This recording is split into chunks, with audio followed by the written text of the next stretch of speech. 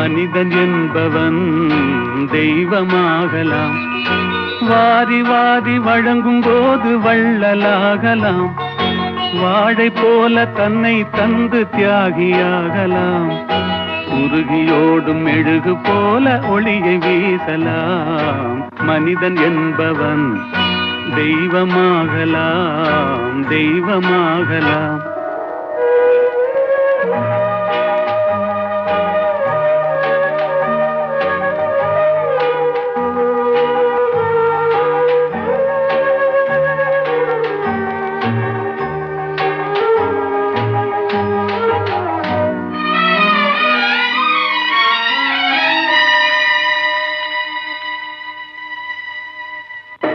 ஊருக்கென்று வாழ்ந்த நெஞ்சம் சிலைகளாகலாம்.